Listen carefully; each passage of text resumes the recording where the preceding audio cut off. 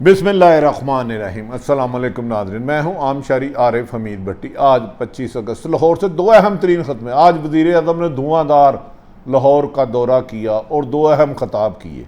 कहा जा रहा है इस मौके पर उन्होंने माफिया को आज खूब ललकारा और कहा कि बच्चों ठीक हो जाओ, अब गुंजाइश नहीं है। वज़ीर आज़म ने यह भी खुशखबरी सुनाई कि पाकिस्तान के ख़िलाफ़ प्रोपेगेंडा करने वाले हुसैन हक्कानी और नवाज शरीफ दोनों को जल्द पाकिस्तान लाया जाएगा।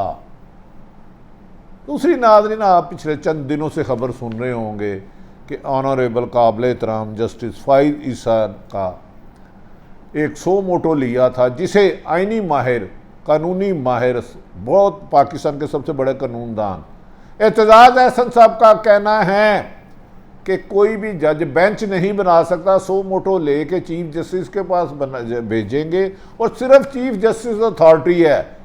फ़ाइज़ ईसा साहब ने, मोहतरम हाई कोर्ट के जस्टिस मोहतरम जनाब फ़ाइज़ ईसा साहब ने जो ख़त लिखा उसके बारे में अहम कुछ चीता नुक्ते बताएंगे। एतजाज़ एहसन ने यह भी कहा कि आजकल सूरत हाल ये है कि कुछ जज साहबान एक दूसरे के बेंच में नहीं बैठ सकते।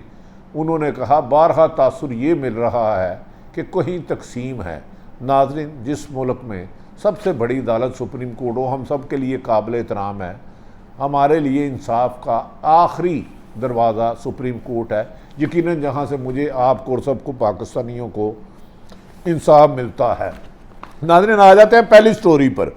वज़ीर आज़म इमरान खान साहब ने लाहौर में वज़ीर आला पंजाब, गवर्नर पंजाब से सरवर और ब्यूरोक्रेसी से मुलाकात की। इस मौके पर उन्हें बुरा भला कहने वाले नज़ीर चौहान भी मिले और नज़ीर चौहान का कहना है उन्होंने मुझे आम माफ़ी कर दी। वज़ीर आज़म पाकिस्तान इमरान खान ने आज खुशगवार मूड में थे।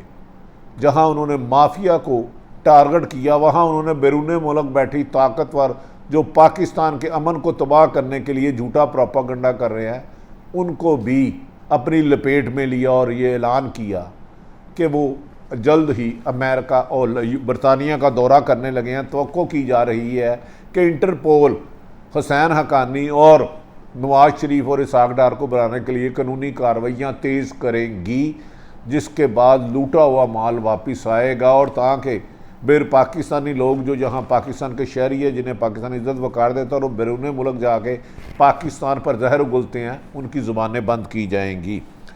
लाहौर में पंजाब एजुकेशन कन्वेंशन से ख़िताब करते हुए वज़ीर आज़म इमरान खान ने कहा कि हमें टेक्नोलॉजी सिखाने के साथ साथ अपने बच्चों की तरबियत भी करनी है, उन्हें एक अच्छा इंसान बनाना है, बड़ा इंसान नहीं। ये फ़र्ज़ उन्होंने कहा माँ बाप का भी है, उस्तादों का भी है, फैमिली का भी है और फैमिली माहौल को उजागर करना है। ताहम दरिंदों के लिए इस माशरे में कोई माफ़ी नहीं है। इस मौके पर वज़ीर आज़म ने कहा मीनार पाकिस्तान पर जो कुछ हुआ इस पर मुझे बहुत शर्म है। मैं ऐसे मुल्ज़िमों को ऐसी सज़ाएं दूंगा कि आइंदा कोई किसी खातून की तरफ देखने की जुर्रत भी ना करे। उन्होंने कहा कि हमारा माशरा, इस्लाम मज़हब, दीन और माशरा औरत को मुकम्मल आज़ादी देता है और किसी भी दरिंदे को ये इजाज़त नहीं दी जा सकती कि किसी खतून को रखे। ताहम उन्होंने ये भी कहा कि हमें इस्लामी रवायात को भी मद्देनज़र रखना चाहिए। याद रखें कि कुरान पाक में मर्द के लिए, सबसे पहले मर्द के लिए भी पर्दे का हुक्म है और ख़तून के लिए भी, लेकिन किसी भी कीमत पर किसी खतून की तरफ हाथ उठाना, उसकी तरफ उंगली करना किसी भी तरीके से इजाज़त नहीं। वो दिन का कोई रोशनी हो या रात का अंधेरा हो, ये किसी दरिंदे को इजाज़त नहीं दी जा सकती कि हमारी ख़वातीन के लिए ना मुनासिब अल्फाज करें या उनको टच करें। नाज़रीन, उन्होंने कहा कि औरत की जो इज़्ज़त हमारे यहाँ होती है, मगरिब में ऐसी इज़्ज़त नहीं होती, लेकिन हालिया वाक़यात की वजह से ये कि हमारे बच्चों की सही तरबियत नहीं की जा रही। इस मौके पर वज़ीर आज़म ने कहा अंग्रेज़ी मीडियम तालीम हमारे अंदर ज़हनी ग़ुलामी लेकर आई है। वज़ीर आज़म का ये कहना था अंग्रेज़ी तालीम, मीडियम तालीम ज़हनी ग़ुलामी लाई है। नहीं, ज़हनी ग़ुलामी आती है वज़ीर आज़म साहब जब अल्लाह और अल्लाह के रसूल के दीन को छोड़ के हम दुनियावी ताकतों के पीछे भागते हैं। जिसने मेरे कुरान पाक एक जामिया हयात है, जिसने इस पर अमल किया उसने दीन और दुनिया का सुकून डाला। इस मौके पर वज़ीर आज़म ने कहा कि यकसा निज़ाम तलीम पर बात करते हुए कहा कि अंग्रेज़ के निज़ाम तलीम में इंतहाई थोड़े लोगों को अंग्रेज़ी मीडियम की तलीम दी जाती थी, लेकिन वो निज़ाम तलीम इसलिए लाए थे ताकि लॉर्ड मैकाले के बकौल इसे पढ़ते हुए हिंदुस्तानी, लेकिन वो अंग्रेज़ की तरह सोचे और एक ख़ास तलीमी निज़ाम से उन्होंने ऐसे लोगों को अपनी रास्ते पे चलाने की कोशिश की और बड़े सगीर पर हुकूमत करते रहे। वज़ीर आज़म ने कहा कि हमारे मुल्क में एक छोटे से निजी स्कूल के कल्चर ने तरक्की तो की, लेकिन उन्होंने हमें दूसरे कल्चर का ग़ुलाम बना दिया। हमें अंग्रेज़ों का ग़ुलाम बनाने की कोशिश की गई। हमने क्योंकि खाली अंग्रेज़ी पे फोकस किया, दीन इस्लाम और अल्लाह के नबी पाक मोहम्मद सल्लल्लाहु अलैहि वसल्लम के रास्ते पे चलने की कोशिश ना की। अगर वो चलते तो आज पाकिस्तान दुनिया की सुपर पावर होता। वज़ीर आज़म ने कहा स्कूल कल्चर ने तरक्की की, लेकिन उन्होंने हमें दूसरे कल्चर का गुलाम बना दिया। मुल्क में यकसा निज़ाम तलीम एक अहम मोड़ है और बहुत बड़ी तब्दीली है, लेकिन ये बात हमें वादे रहे कि एक दिन मैं ठीक नहीं होऊंगा। इसे हमें मेहनत करना होगी, हम सबको मिल के इस पे काम करना होगा। इस मौके पर जहांगीर तरीन ग्रुप के साथी नज़ीर चौहान ने मिलने की दरख्वास्त करते रहे, लेकिन खान ने वक्त ना दिया। इतलात आ रही हैं कि नज़ीर चौहान ने तरीन ग्रुप के 11 तोड़ने का झूठा दावा किया, जिसे जहांगीर तरीन ग्रुप ने मंसूब कर दिया और वो उनको लेकर खान को उन्होंने दावा किया कि मैं खान के लेके पास 11 बंदे जाऊंगा। कहा जाता है कि उनके पास 3 लोग भी नहीं हैं, लेकिन उन्होंने इस मौके पर इमरान खान से माफ़ी मांगी और अपनी वफादारी का सबूत देना चाह रहे थे। खान ने अब किसी को माफ़ करने के मूड में नज़र नहीं आते। खान ने आज लाहौर के दौरे पे एंटी करप्शन को भी होश आ गया और अब नए वाले इख्तियारात मांग रहे हैं। यकीनी बात है वज़ीर आज़म इमरान खान साहब एक इंसाफ पसंद वज़ीर आज़म है, इंतकाम नहीं चाहते। वो एंटी करप्शन को नैब के इख्तियारात नहीं देंगे। पहले एंटी करप्शन के अदारे की इसलाह की ज़रूरत है, वहाँ दयानतदार मेहनती काबल अफसरान की ज़रूरत है और उसके बाद कोई इख्तियार देना चाहिए, वरना ये वज़ीर आज़म के लिए बदनामी का बायस बनेंगे और हुकूमत की नेक नामी को भी डैमेज करेंगे। वज़ीर आज़म ने कहा इस सिलसिले में वो कानूनी जायज़ा लेंगे। अब नए वाले इख्तियारात मांग रहे हैं, यानी अब बड़े पैमाने पर एंटी करप्शन और FBR गिरफ्तारियां करेगी, जिस पर वज़ीर आज़म ने कहा वो जो भी कानून और कानून बनाएंगे आइन के तहत बनाएंगे, किसी को बेलगाम नहीं दिया जाएगा। ताहम करप्ट माफिया के ख़िलाफ़ ना पहले गुंजाइश थी, ना अब है, ना आइंदा होगी। किसी को NRO नहीं दूंगा। और ये भी कहा जा रहा कि आइंदा बैरून मुल्क से भी गिरफ्तारियां होंगी। FIA ने हुसैन हक्कानी को पाकिस्तान लाने के लिए रेड नोटिस जारी कर दिया है। याद रखें कि हुसैन हक्कानी एक बहुत बड़े गैंग का नाम है, जिसका NGO के ज़रिए पाकिस्तान में बड़े बेदे पर्दा उसके ले लगड़ बगड़ हैं, जो उसके लिए पाकिस्तान के खिलाफ प्रोपेगेंडा करते रहते हैं। मुल्ज़म हुसैन हक्कानी अदालती मफरूर है। उन्हें मुल्ज़म हुसैन हक्कानी $2 मिलियन की खुर्द बुर्द और धोखाधड़ी का मुकदमा दर्ज है। हुसैन हक्कानी के खिलाफ कार्रवाई अमल में लाई जा रही है। इस सिलसिले में वज़ीर आज़म ने वादे हदायत की है। FIA का इंटरपोल को हुसैन हक्कानी की हवालगी के लिए नोटिस भेज दिया गया है। नाज़रीन, उम्मीद की जा रही है कि अगले माह वज़ीर आज़म इमरान खान बरतानिया का अहम तरीन दौरा करेंगे, जिसमें ओवरसीज़ पाकिस्तानों को सहूलतें देने के लिए इमिग्रेशन कवानीन में नरमी के साथ साथ बरतानिया के वज़ीर आज़म से मुलाकात करते हुए नवाज शरीफ की हवालगी पे मसले पर भी बात होगी। लंदन में पाकिस्तान का चोरी का पैसा वापस करने के हवाले से एक लाइन पिटीशन पहले से ही दायर है। हर रोज़ नवाज शरीफ के घर के बाहर मुख्तलिफ लोग एहतजाज करते हैं कि नवाज शरीफ पाकिस्तान का इश्तिहारी है, मुल्ज़म इन्हें पाकिस्तान भेजा जाए और नवाज शरीफ को हक़ है कि वो पाकिस्तान में आए, अदालतों का सामना करें। अगर वो बरी होते हैं तो सियासत करें। 3 दफ़ा मुल्क का वज़ीर आज़म रहने वाले को बरतानिया भाग कर नहीं जाना चाहिए।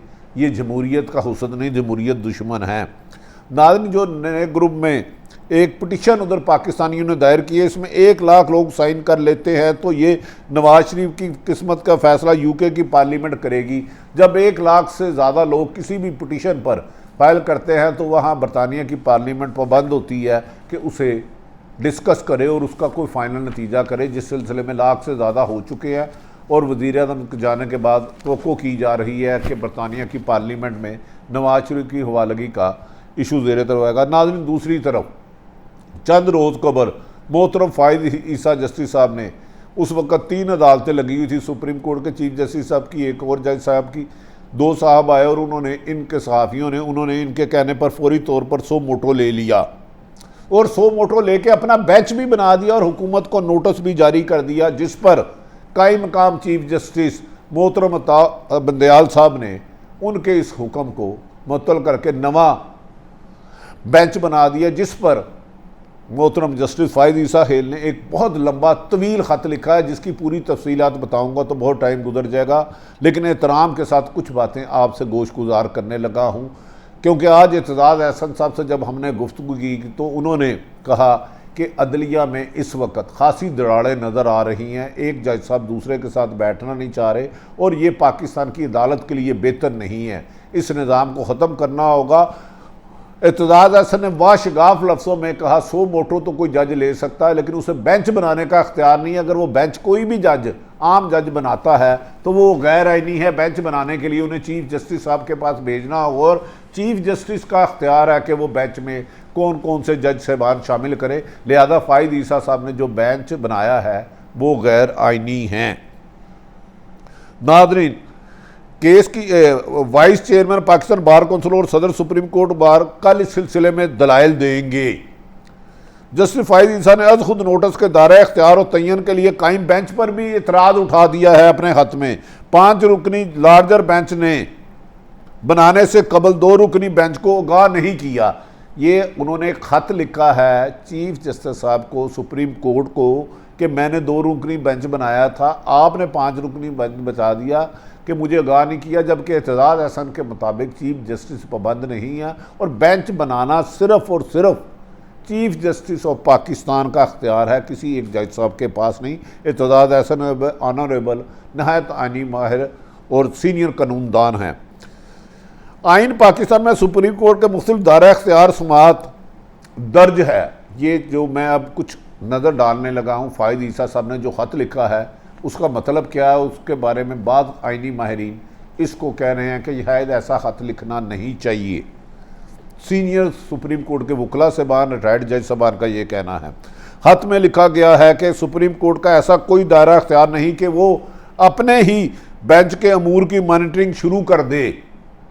5 रुकनी बेंच मौजूद को यह मुकदमा सुनने का अख्तियार ही नहीं, जिसे फ़ाइज़ ईसा साहब ने बनाया 2 रुकनी बेंच, वो कह रहे हैं वो सुन सकता है, लेकिन जिसे चीफ जस्टिस ने बनाया वो कह रहे हैं इसका अख्तियार ही नहीं। अपना ख़त का मतन पढ़ के सुना रहा हूँ नाज़रीन, ये मेरी हरगिज़ राय नहीं है, इज़्ज़त माब मोहतरम जस्टिस फ़ाइज़ ईसा साहब की राय है।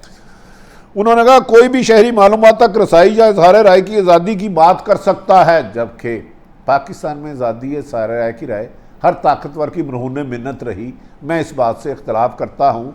सुप्रीम कोर्ट का फैसला है कि रोज़ाना रेटिंग पर 5 कंपनियां बनाई जाए, तो 3 रुकनी बेंच का सुप्रीम कोर्ट का आज तक उस पर इम्प्लीमेंट नहीं हुआ। हमें यकीन है कि फ़ाइज़ ईसा साहब मीडिया लॉजिक के बारे में ये केस भी ओपन करेंगे। उन्होंने मजीद अपने ख़त में कहा कि मेरे बेंच ने हुकूमती हुकाम को इतराज़ किया है, इस पर किसी हुकूमती फरीक ने इतराज़ नहीं किया। अगर कोई इतराज़ उठाया जाता है तो इसको सुना जाना चाहिए। इस मौके पर चीफ जस्टिस साहब ने जो सख्त बातें की, मैं नहायत अदब एहतराम से रह के उनकी गुजारिश करता हूँ। उन्होंने कहा रजिस्ट्रार सुप्रीम कोर्ट जो सरकारी मुलाजम है वो बिलाशुबा खुद को एक मुनसफ और आइनी माहिर समझता है। खत के मतन के मुताबिक रजिस्ट्रार सुप्रीम कोर्ट ने फौरी तौर पर नोटिस लिया और 6 सफ़ात पर मुश्तमिल नोट चीफ जस्टिस को भिजवा दिया। मतन में यह भी लिखा है कि एक बेंच दूसरे बेंच की मॉनिटरिंग करना गैर आइनी है। हर चीफ जस्टिस कायम मकाम चीफ जस्टिस यहाँ जज खलफ के तहत अपने अमूर आइन के तहत सर अंजाम देता है का पाबंद है। अगर एक बेंच दूसरे बेंच की मॉनिटरिंग शुरू करे तो इसे निज़ाम अदल ज़मीन बोस हो सकता है। माजी में साबिक़ चीफ जस्टिस साकिब ने समाअत के दौरान बेंच में मौजूद अपने ही जज को निकाल कर नया बेंच तश्कील दिया था। नाज़रीन, इस सिलसिले में रिटायर्ड जज और सब तमाम जज साहबान कहते हैं कि फ़ाइज़ ईसा साहब का ये ख़त शायद बहुत ज़्यादा लिख दिया है।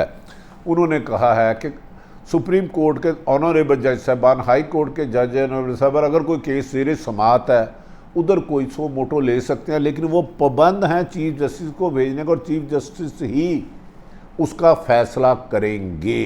ये कोई भी अकेला जज फैसला नहीं कर सकता। नाज़रीन, इस मौके पर खत का मतन बहुत ज़्यादा तवील है, मैं तफसीलात पे नहीं जाऊँगा। इस मौके पर उन्होंने सुप्रीम कोर्ट के रजिस्ट्रार को भी तनकीद का निशाना बनाया। खत में लिखा गया, सरकारी मुलाजम को रजिस्ट्रार सुप्रीम कोर्ट तकरीर करना आइन की खिलाफ वर्जी है। सरकारी मुलाजम को रजिस्ट्रार सुप्रीम कोर्ट मुकन्ना जुडिशल सर्विस में मौजूदा अफसरों की तरक्की की रुकावट डालने के मुतरादिफ है। जबकि कहा जा रहा है ये केस फ़ाइज़ ईसा साहब ने 3-4 जर्नलिस्ट साहबान उनके पास पेश हुए और उन्होंने खुद ही बेंच बना लिया, खुद ही बेंच के नाम को नामजद कर दिया। जबकि सुप्रीम कोर्ट में मीडिया लॉजिक के ख़िलाफ़ सुप्रीम कोर्ट के चीफ जस्टिस का आर्डर है जिस पर आज तक इम्प्लीमेंट नहीं हुआ।